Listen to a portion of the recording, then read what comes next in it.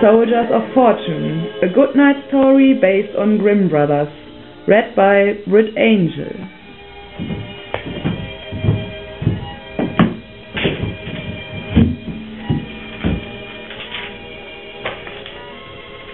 There was once a man called Anders Vendin. One day he went into the forest and saw Lars Goblin standing there by 6 trees, which he had rooted up as if they had been stalks of corn.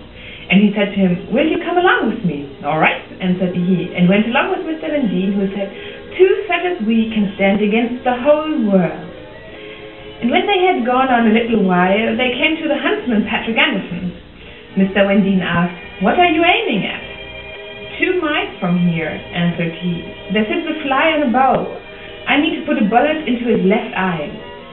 "Oh, come along with me," said the leader. 3 of us together can stand against the world." Patrick Anderson was willing to go with him. And so they came to Gustav Bent, sitting up in a tree, holding one nostril and blowing with the other. "Now then," said the leader, "what are you doing up there?"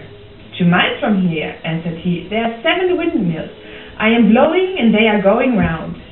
"Oh, go with me," cried Anders. 4 of us together can stand against the world." So Gustav got down and went with them, and after a time they came to Henrik Nilsson, standing on one leg, and the other had been taken off and was lying near him. "You seem to have got a heavy way of resting yourself," said Anders to the man. "I am a runner," answered he, "and in order to keep myself from going too fast, I have taken off a leg."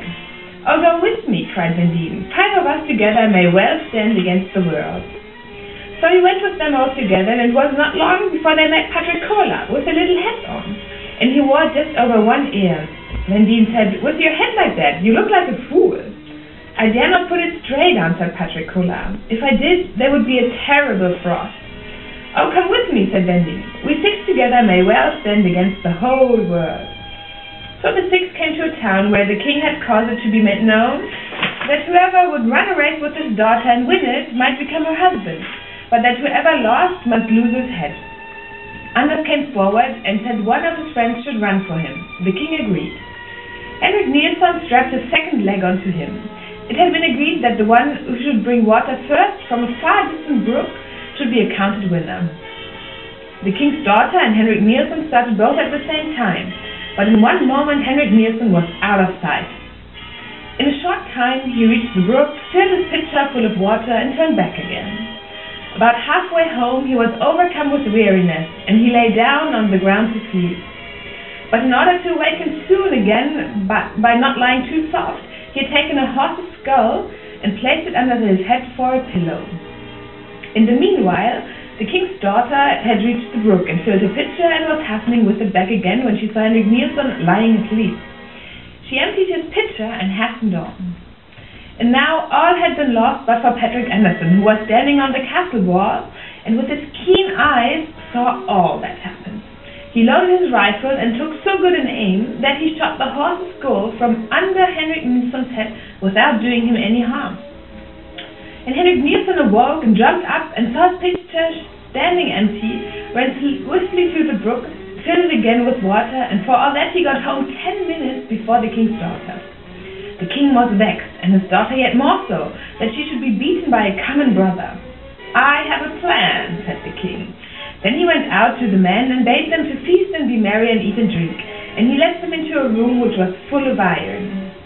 "Now go in there and make yourselves comfortable," said the king. And when they had gone in, he made a big fire underneath the room, so that the iron floor of it should be red hot. The 6 men began to feel the room growing very warm. As the heat grew greater and greater, and they found the doors and windows fastened, they began to think it was an evil plan of the king's to suffocate them.